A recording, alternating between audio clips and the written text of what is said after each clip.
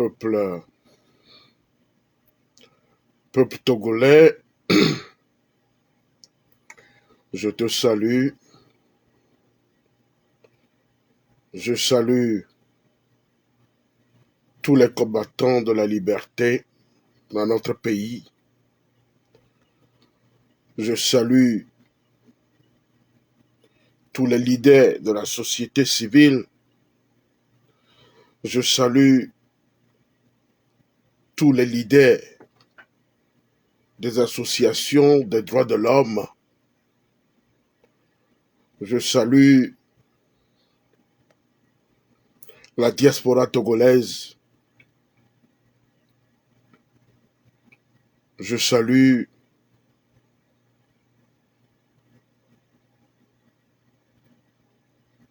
la partie démocratique de l'armée togolaise. Peuple togolais,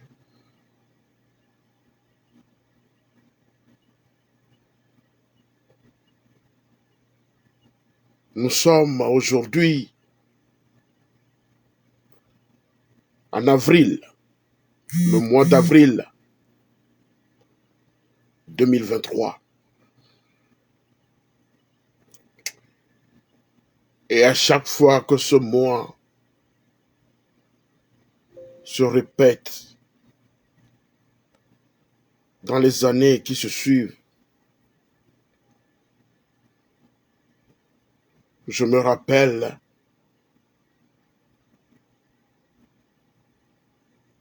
de ce moment de l'avril 2005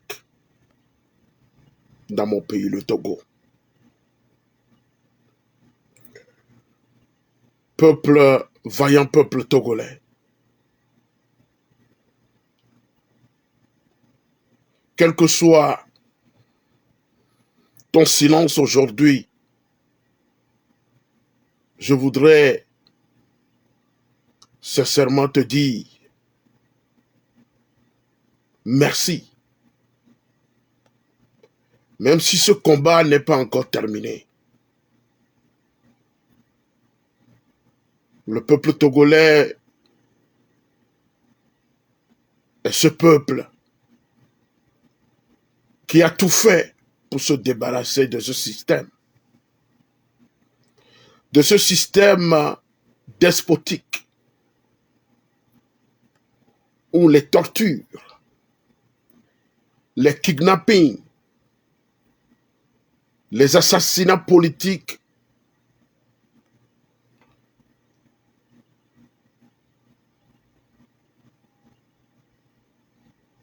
ne cessent jamais. Puisque ces dérives font partie intégrante du programme national de développement et de la préservation du système Gnassingbé à la tête de notre pays, le Togo. Ce n'est pas n'importe quel système, c'est un système dictatorial, un système militaro-despotique. Oui.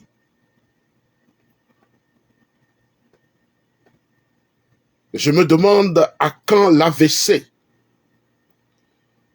de ce système despotique de père en fils. Je me demande à quand la fin de ce système du nom du Père, du Fils et de l'armée dans notre pays.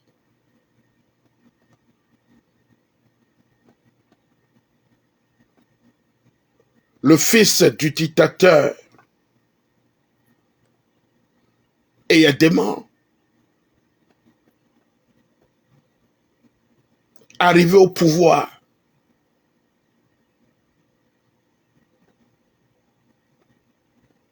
par la violence, et qui semble aujourd'hui bourlinguer à contre-courant de la marche du monde au XXIe siècle, en s'égarant dans l'illusion que notre pays, le Togo, pourrait perpétuellement rester un archipel de terreur. Oui, je me souviens de l'avril 2005, peuple togolais. Oui, je me souviens.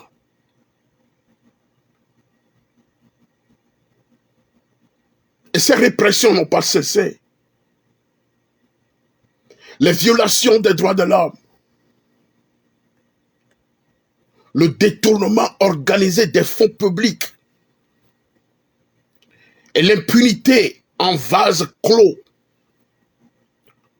semblent d'être dorénavant le programme de gouvernement d'un régime dont l'atrocité, je dis bien l'atrocité, et surtout le mépris des populations togolaises ne sont plus à démontrer. Peuple togolais, mesdames et messieurs, Faure Gnassingbé et sa minorité de prédateurs se préparent pour un règne sans fin. Il se prépare pour un règne sans fin si nous ne faisons absolument rien. Oui, c'est une vérité. C'est une vérité parce qu'aujourd'hui, ce système se renforce et s'est constitué depuis fort longtemps des attributs d'un pouvoir sans partage. Pour cela, il leur faut taire ou bien faire taire les récalcitrants qui contestent leur système et surtout persécuter des journalistes qui refusent le fait accompli.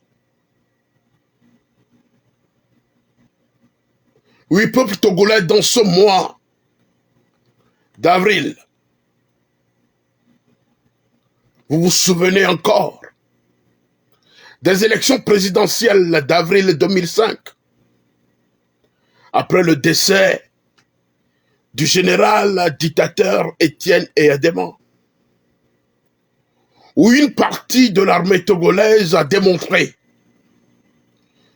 que le recours systématique à la force et à la violence resteront leur mode de fonctionnement. Oui, peuple togolais, tu te souviens aujourd'hui d'avril 2005, où une partie de l'armée est restée un appareil de répression au service exclusif du pouvoir et du clan Gnassingbé. Oui, le général feu Étienne Eyadema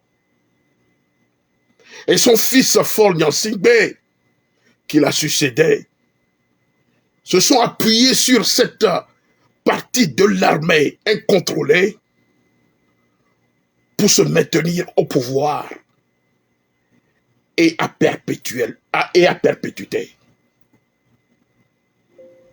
Un appareil de sécurité composé de l'armée régulière, de la gendarmerie, de la police ainsi que de milices créées par ce pouvoir.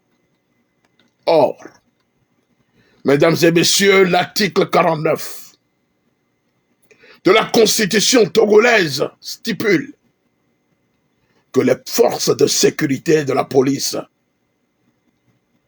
sous l'autorité du gouvernement, ont pour mission de protéger la libre circulation des droits et des libertés et de garantir la sécurité des citoyens et de leurs biens. Mais peuple togolais, la réalité est tout autre.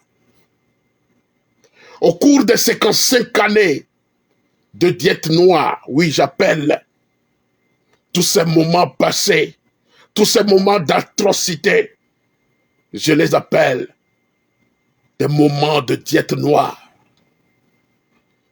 Oui, où les forces de sécurité togolaises, à savoir une partie de l'armée des FAT, ainsi que les éléments de la gendarmerie et de la police, se sont rendus responsables en toute impunité, je dis bien impunité, de violations systématiques des droits humains à l'encontre des citoyens du peuple, des citoyens de la République, qui dans la très grande majorité des cas n'avaient jamais utilisé la violence ou prôné son usage. Les activistes politiques sont emprisonnés. Certains citoyens sont forcés en exil. Je citerai entre autres le docteur Agbeome Kodjo, le président démocratiquement élu. Je nommerai également le très respecté, son Excellence, Monseigneur Faloko Podro. La chasse à l'homme et la persécution des journalistes continuent sur la terre de nos aïeux. À quand? À quand la fin? À quand la fin de ces atrocités sur la terre de nos aïeux? Oui, je me rappelle aujourd'hui, comme c'était hier, avril 2005. Oui, cette partie de l'armée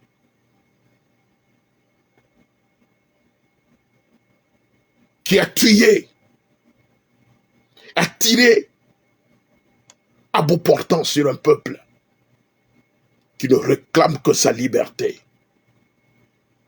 et la transparence dans la gouvernance politique de notre pays. Oui, cette partie de l'armée togolaise a un seul et unique rôle. Il s'agit avant tout d'assurer la défense et la pérennité d'un système politique contrôlé par une famille et un clan. Peuple togolais, chers combattants de la liberté, aujourd'hui, je vais vous parler d'un des officiers, d'un des redoutables officiers, un colonel parmi tant d'autres, à l'instar de Katanga et de Massina, etc., etc. Le problème du Togo, c'est vraiment un problème engendré et orchestré par une partie de notre armée togolaise. Et aujourd'hui, je vous donnerai la preuve. Parce que si aujourd'hui ce système continue de tuer le peuple, c'est que cette partie de l'armée togolaise l'a accepté et l'a voulu ainsi. En complicité avec certains officiers de l'armée togolaise.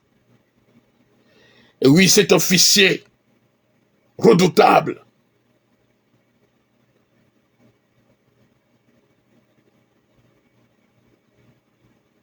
qui a fait la pluie et le beau temps dans ce pays, mais aujourd'hui, qui n'est plus.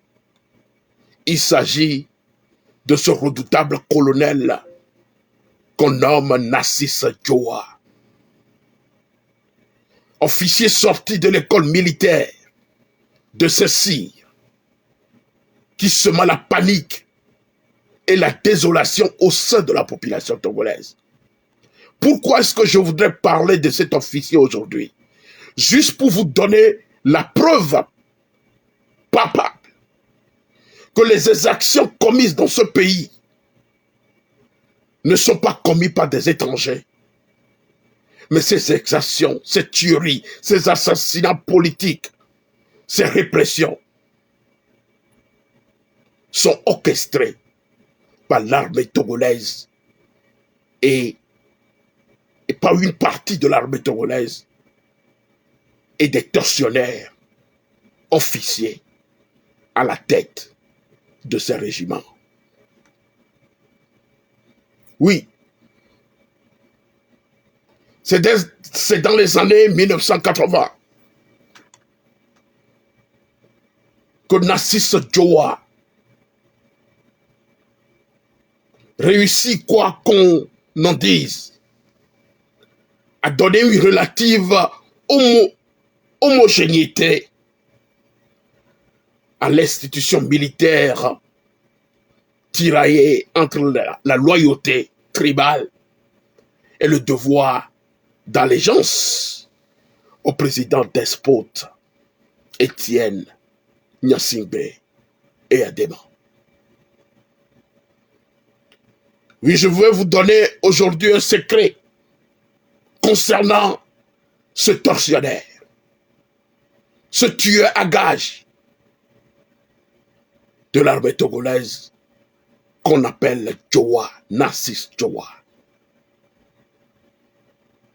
Oui, cet officier qui était dans les bonnes grâces du dictateur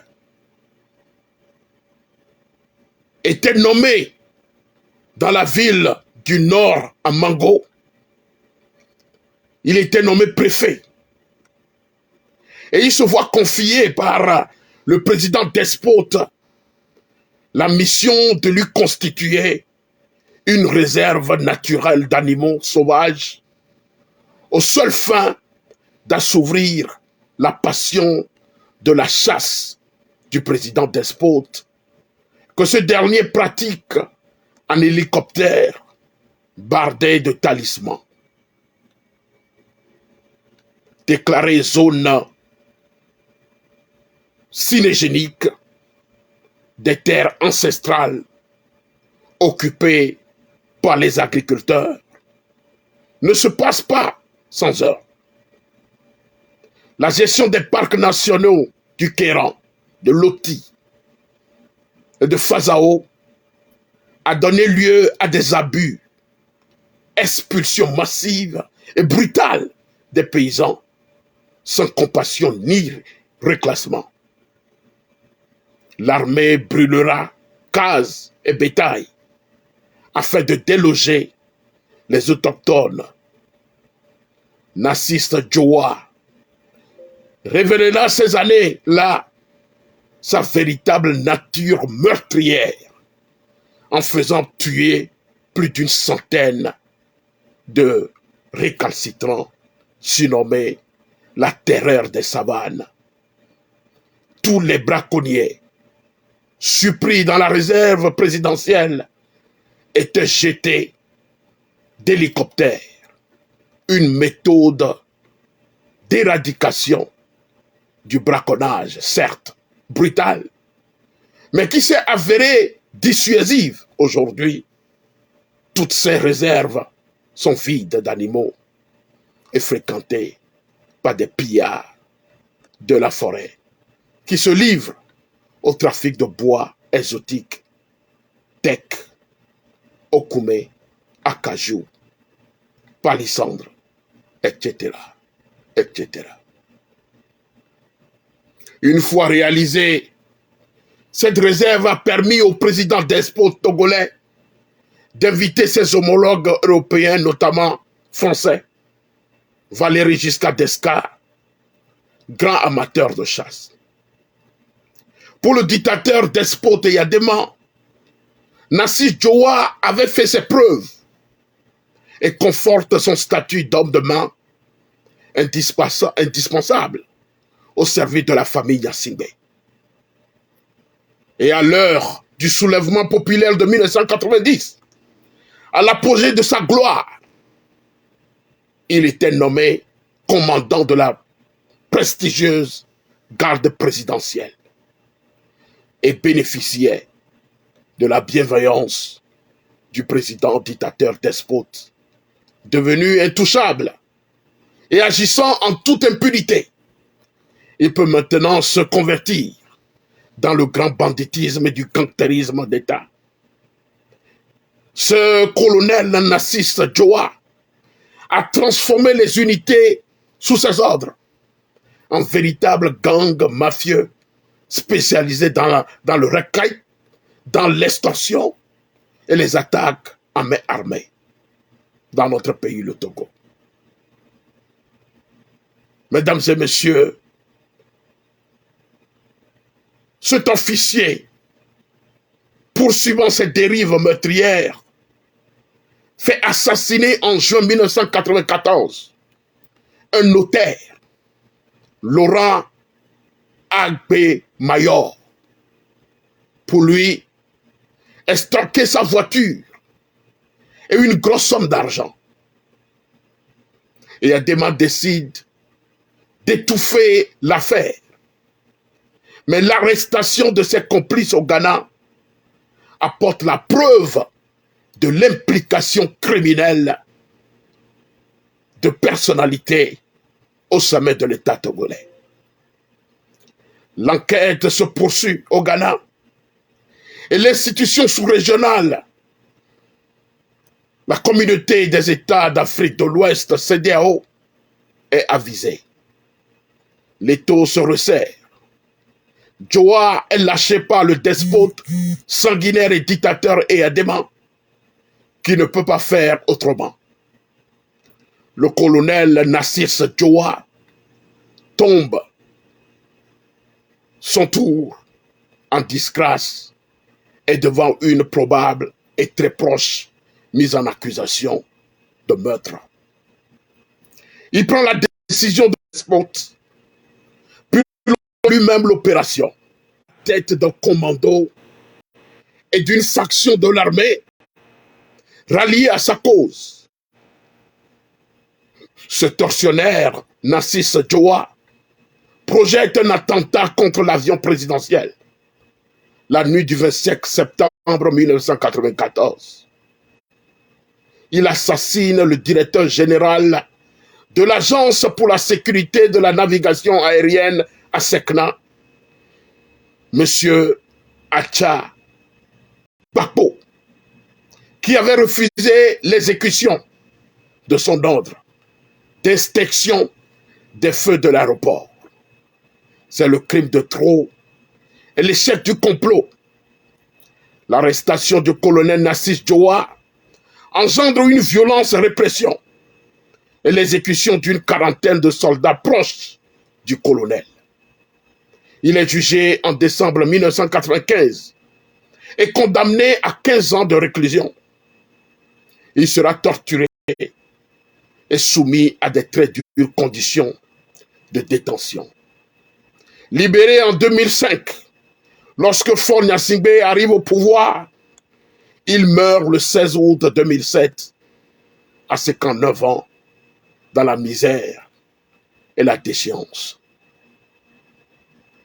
Narcisse Yoma Joa, l'officier togolais de sinistre réputation, est mort, qui aurait pu croire que la mort peut visiter même Satan. Oui, cet officier a défrayé la chronique dans les années 1990 avant d'être victime de la disgrâce de ses mandataires. Ces mandataires ne sont que la famille Gnassingbé. Sa réputation d'assassin s'est établie dans des années et personne, je dis bien personne, ne peut arrêter ce démon. Il avait pour mission le commandement et l'élargissement des réserves de la faune de Loti et de l'Aquéran. Réserve favorite de chasse du dictateur despote. Il y organisait la plus sanglante, je dis bien la plus sanglante boucherie humaine que connut le Togo, en l'instar de Katanga et de Massina.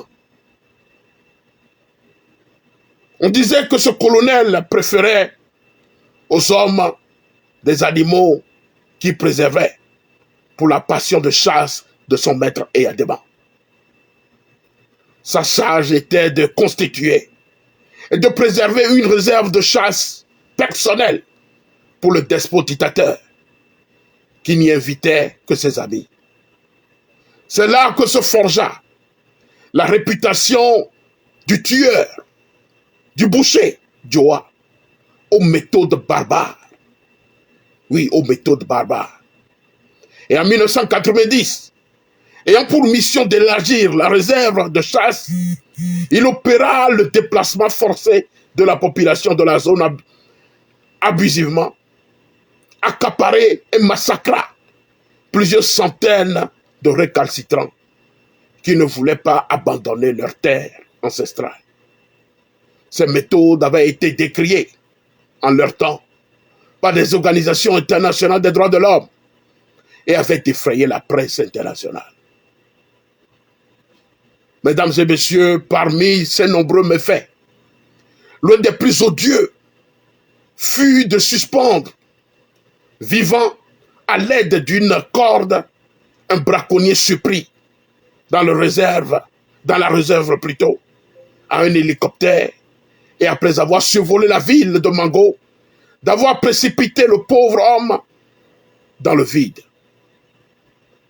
Après le soulèvement populaire du 5 octobre 1990, il fut spécialement appointé par le dictateur Eyadema en tant que commandant du régiment commando de la garde présidentielle. Pour faire quoi? Pour organiser la répression des manifestants populaires. À la tête des pigeons, l'unité d'élite qui à l'origine avait été prétendument formée par la France pour combattre les trafiquants de drogue, fut finalement dédiée aux bases besognes du régime RPT. Avec cette escouade, des joueurs fit trembler de peur tout le Togo. La barbarie avec laquelle il opérait était incomparable. C'était incomparable. C'était incomparable. Oui. Oui. La violation des droits de l'homme, les crimes et assassinats commis par cette partie de l'armée lors de la conférence nationale de juillet en août 1991. Mais bénéficiant de la bienveillance, protection des Eyadema, il ne fut nullement inquiété agissant en toute impunité, devenu intouchable. Narcisse Djoa se convertit dans des actes de grand banditisme. C'est ainsi que ce colonel dégénéra en transformant les unités sous ses ordres en de véritables gangs, en de véritables mafias spécialisées dans l'assassinat de pauvres citoyens pour les voler. Il sema une insécurité qui se généralisa dans le pays, tout particulièrement dans la capitale Lomé, le centre du pouvoir économique du Togo. Oui. Mesdames et messieurs, c'est l'assassinat de Kokou Laurent Agbemavo, huissier de justice, le 16 juin 1994, par le gang commandé par le lieutenant-colonel Yoma Narcisse Djoa, qui le conduisit à sa perte. Cet huissier togolais, installé en Côte d'Ivoire, était en transit le 14 juin 1994 à Accra. Avant d'aller à Lomé pour affaires, il ne se doutait pas qu'il était filé par un certain Bawa Dabré, Oumarou. À Lomé, il acheta une voiture de marque BMW.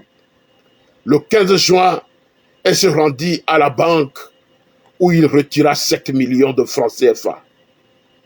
Le matin du 16 juin, le corps de Kokou Laurent Agbemavo était découvert derrière le magasin du concessionnaire Scoa Auto, bras liés dans le dos, corde au cou, visage tuméfié et ensanglanté. Mesdames et messieurs, de toute évidence, il avait été atrocement torturé avant d'être tué. Le 17 juin, Bawa Dabré Oumarou, membre du gang de Djoa, Narcisse Djoa, était arrêté à Accra, au Ghana.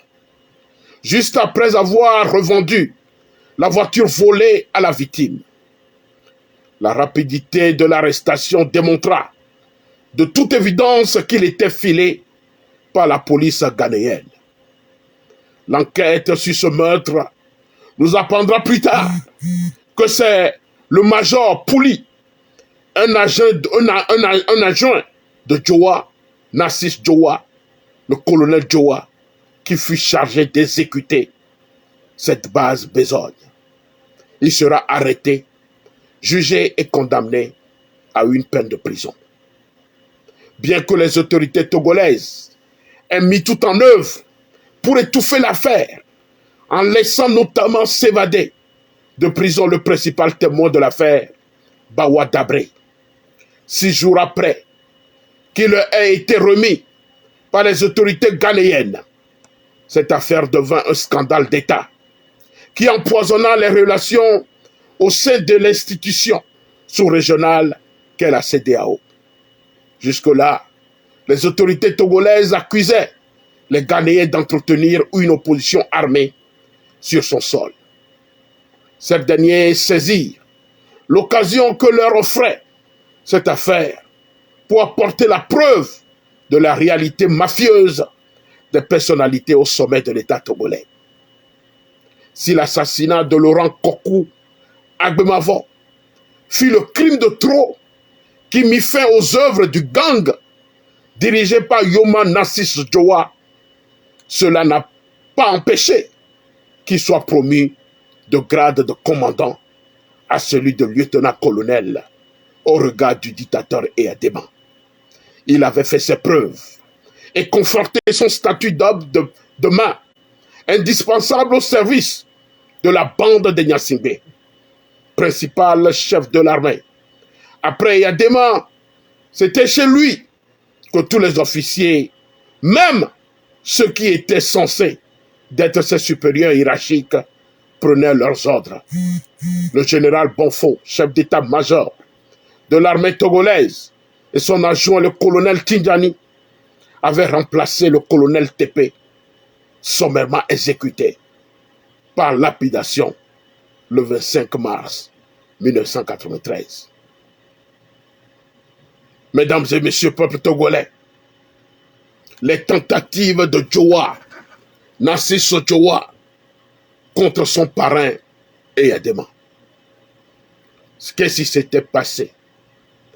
Ce fut également Djoa qui orchestra l'assassinat le 25 septembre 1994 par un commando de tueurs dont il faisait lui-même partie, de Akwe Achak Papo, le directeur général de la SECNA Togo. La nuit du dimanche 25 septembre vers 21h, les 10 commandos de tueurs forts de 8 personnes, dont 7 en treillis, Djoa pilotant lui-même les opérations sous un déguisement, fit irruption au domicile du directeur général de la SECNA Togo à Tokonwiti. Ce quartier de Lomé était pourtant militairement sécurisé, puisqu'abritant le siège du Rassemblement du peuple togolais, le parti du dictateur despote Eyadema. Et les domiciles de nombre de ces dignitaires, brutalisant au passage son épouse et ses enfants, ils fouillèrent de fond en comble le domicile. Le bruit avait réveillé M. Akwe, qui leur demanda ce qu'il voulait. Bousculé par un membre du commando, il fut sommé de les suivre, et ce qu'il refusa. Le chef du commando donna alors l'ordre de le tuer. Akwe Achak Papo fut fauché par une rafale d'armes automatiques atteint à la tempe, à la poitrine. Il s'écroula devant sa famille.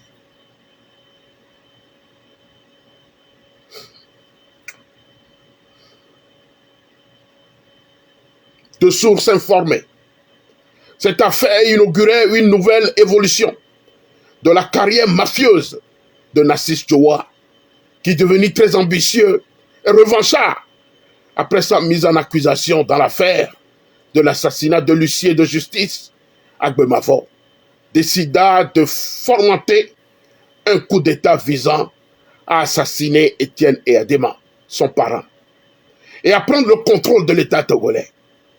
Il aurait alors pris la décision d'assassiner Akwe Achak Papo, qui avait refusé de s'associer à un projet d'attentat contre l'avion présidentiel du despote sanguinaire Eyadema, en ne voulant pas ordonner une extinction des feux de l'aéroport, l'échec du complot sonnant, la descente aux enfers de Nassissou Djoa, qui arrêté fut mis en prison au camp militaire du RIT. C'est de sa prison qu'il fomenta un autre complot visant à renverser Eyadema depuis le début de l'avril 1995. Ayant réussi, selon des sources proches du camp RIT, à convaincre le capitaine Faya, son remplaçant à la tête de la garde présidentielle, et son adjoint, le lieutenant Tabaté, de faire partie de la conjuration. Le complot préparé par personne interposée par Djoa, alors qu'il était détenu dans un lieu secret, aurait été découvert par les services secrets français. Mesdames et messieurs, les informations publiées à la suite des investigations de la presse indépendante avaient indiqué que ces exécutions extrajudiciaires seraient survenues après la découverte d'un complot visant à l'élimination physique du dictateur Eyadema.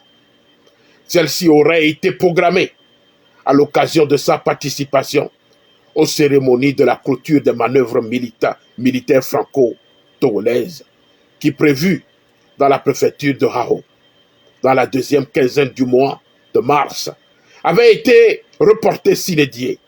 Le général français Jean-Pierre Ouchou, arrivé à Lomé le 7 avril 1995, aurait alors été dépêché au Togo par les autorités françaises pour en informer le dictateur Eyadema qui le décora lors de son séjour. Longtemps muettes, les autorités togolaises avaient enfin fait publier par les médias publics Togo Presse, radio et télévision le 20 avril 1995 un communiqué non signé sur cette affaire. Une vive tension régnait alors dans la capitale, soumise à un état de siège non officiellement décrété, par un impressionnant déploiement militaire en hommes et en matériel de guerre. Il y eut alors une répression sanglante dans les rangs de l'armée togolaise, où plus de 40 soldats avaient été sommairement exécutés après que le capitaine Faya, le lieutenant Tabaté, ainsi que d'autres officiers et quelques civils également impliqués eurent été arrêtés. Mesdames et messieurs, la déchéance, oui, je dis bien la déchéance de l'homme, de main de Gnassingbé, habitué à répandre le sang d'innocents Togolais. Nassir Djoua entraînait ceux qui le suivaient dans une chute tout aussi sanglante. La fin de son heure de gloire venait de sonner, laissé libre même après l'assassinat de Laurent Kokou Agbemavo. Il fut alors soumis à la dure condition de détention après sa déportation à la prison de Kara, où son état de santé commença à se dégrader. À la mort du dictateur Eyadema, on assouplit ses conditions de détention et il fut libéré après avoir purgé une peine d'emprisonnement, uniquement pour l'assassinat de l'huissier de justice, Laurent Kokou Agbemavo. On annonça alors son retour à Lomé, où il fit encore parler de lui de façon rocambolesque. Le 17 janvier 2006, on apprit qu'il se rendit en voiture à la présidence de la République, où, déjouant la vigilance des gardes, il pénétra dans le bureau de Fogna Sibé, où il resta plus d'une heure à téléphoner à partir du cabinet téléphonique de Fort et repartit tranquillement chez lui sans être inquiété. Mesdames et messieurs, voilà l'histoire d'un officier. Un officier de la garde présidentielle du général Eyadema. Voilà les exactions que ce monsieur a créées, a orchestrées dans un pays. Dans un pays où un État existe mais n'existe pas. Dans un pays où un système a orchestré et dans l'impunité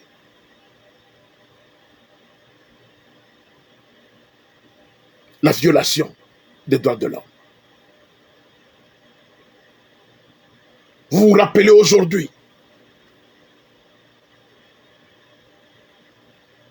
de ce mois d'avril 2005 où les Togolais étaient tués froidement, abattus par ce système. Abattus par l'armée, une partie de l'armée togolaise. C'était vraiment sanglant ce que nous avons assisté au Togo.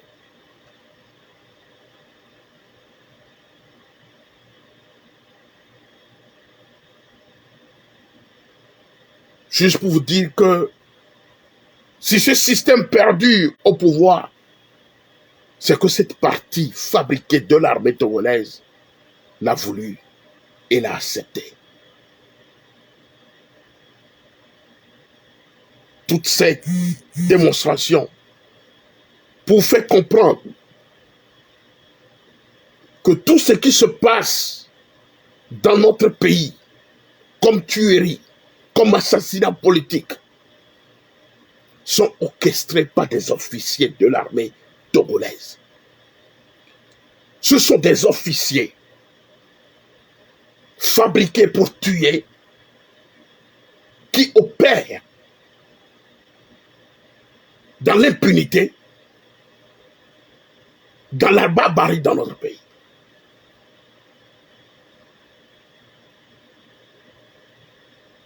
La mort de Madjoulba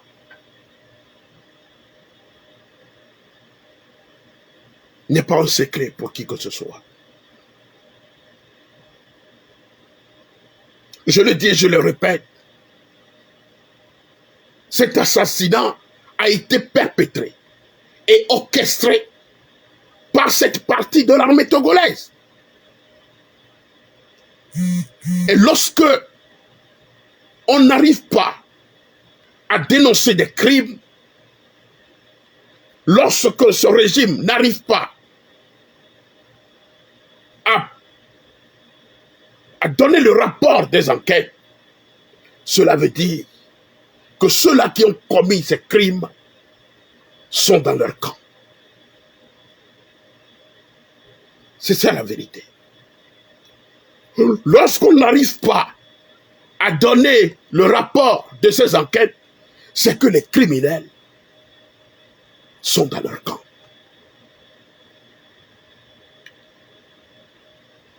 C'est que les criminels sont dans leur camp.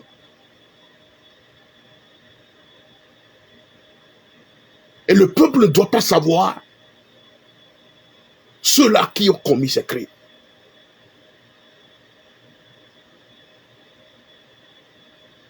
Ils préfèrent faire des règlements de compte entre eux.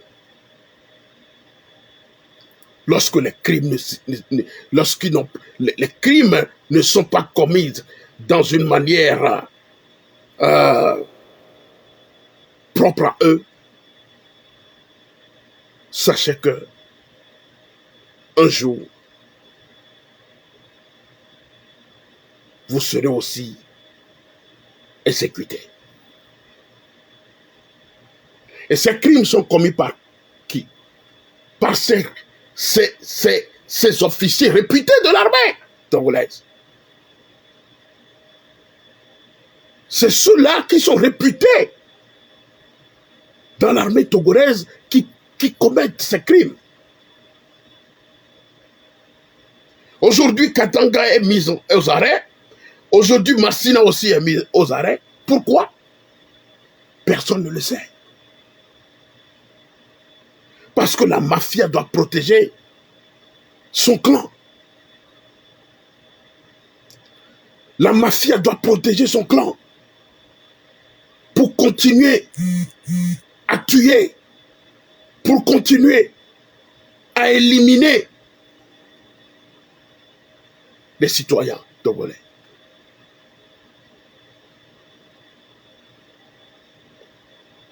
Je vais vous dire aujourd'hui, peuple togolais,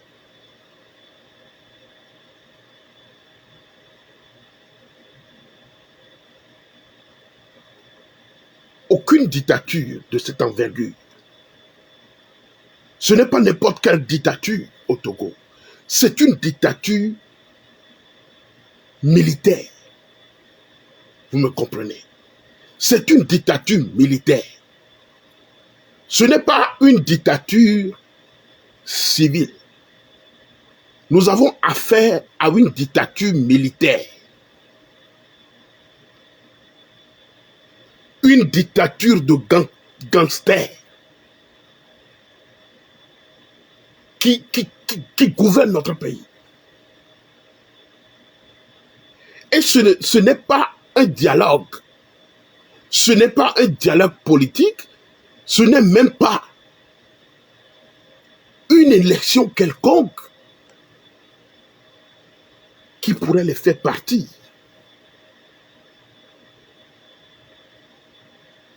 Qui pourrait les faire partir. Aujourd'hui, on se demande qu'à 1 an ou bien 2 ans des élections présidentielles, quel est le rôle de l'opposition togolaise? Quel rôle joue l'opposition togolaise? Aujourd'hui, l'opposition togolaise est inexistante. L'opposition togolaise est inexistante.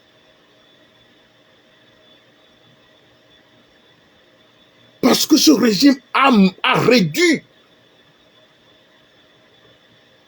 la manœuvre de fonctionnement.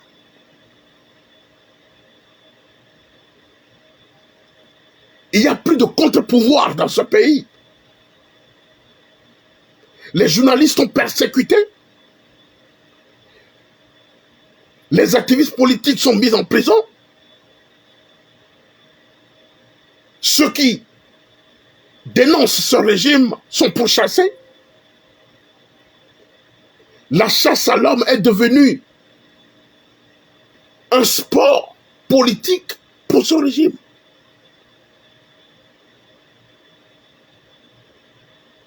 Toutes les institutions de l'État sont cadenassées.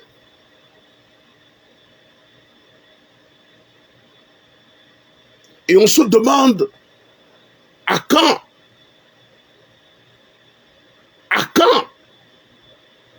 la fin de ce système.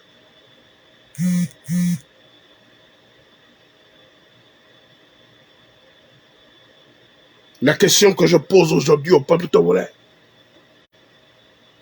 veux-tu rester sans rien faire et observer ce régime à te gouverner encore?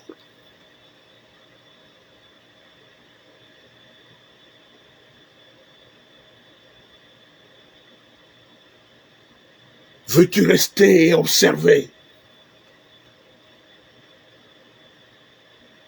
que ce régime te gouverne encore pour 10 ans?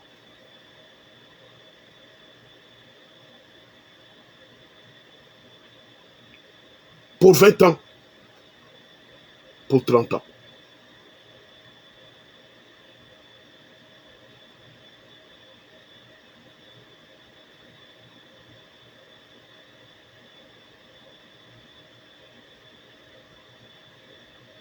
Cette dictature n'acceptera jamais le changement dans ce pays si le Togolais, le peuple togolais ne se lève pas.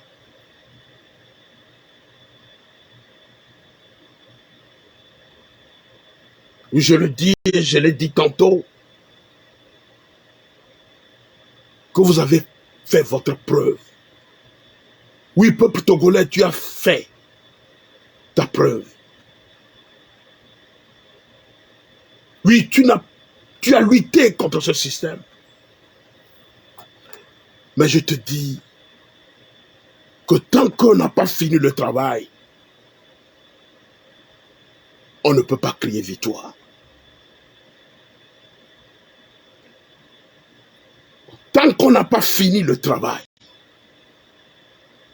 on ne peut pas crier victoire.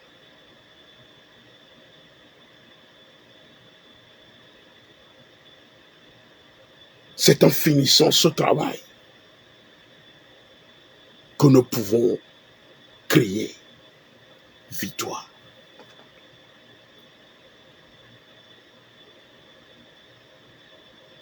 Mais cette victoire n'arrivera pas seule. Mais c'est toi le peuple qui doit créer cette victoire en te levant. En te levant. En te levant d'une manière spontanée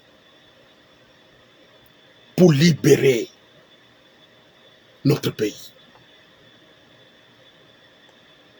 Pour libérer notre pays.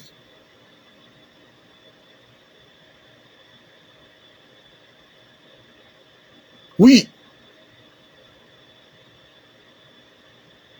Cette partie de l'armée croit qu'il a la force et le pouvoir. Mais ils n'ont aucun pouvoir. C'est toi, le peuple togolais, qui a le pouvoir. Il suffit qu'1 million de Togolais soient dans les rues au Togo et c'est terminé.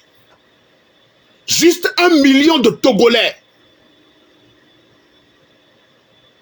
Juste 1 million de Togolais dans les rues de Lomé. ce serait la fin de ce régime. Ce serait la fin de ce système.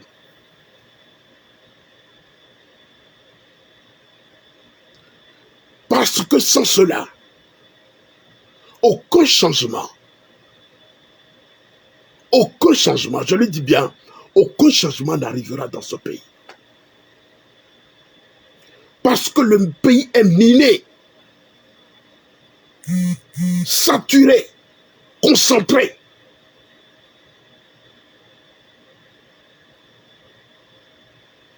Entre les mains d'une organisation de malfaiteurs.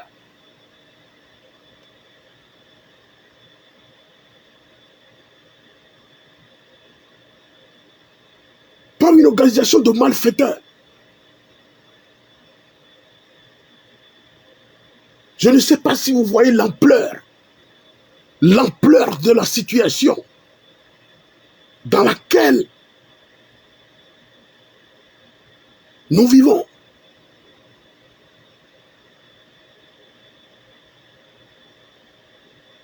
C'est un système barbare.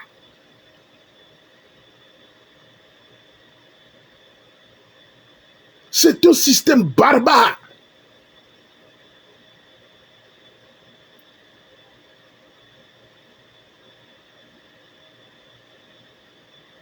Un système de mafia qui contrôle notre pays, en complicité avec des services secrets étrangers qui sont là pour protéger ce système.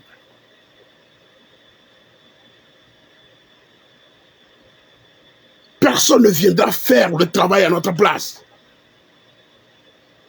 C'est toi, le peuple togolais, qui doit faire ce travail. Il faut que cette machine soit arrêtée maintenant. Il faut arrêter le fonctionnement de cette machine.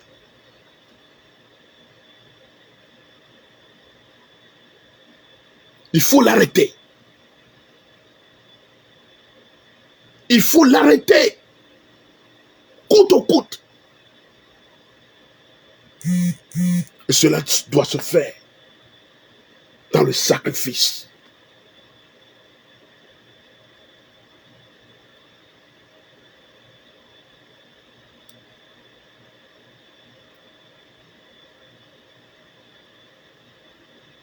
Je te le demande.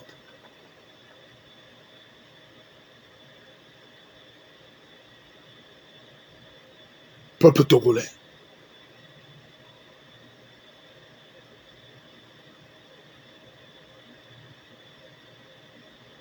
C'est toi qui dois exécuter le travail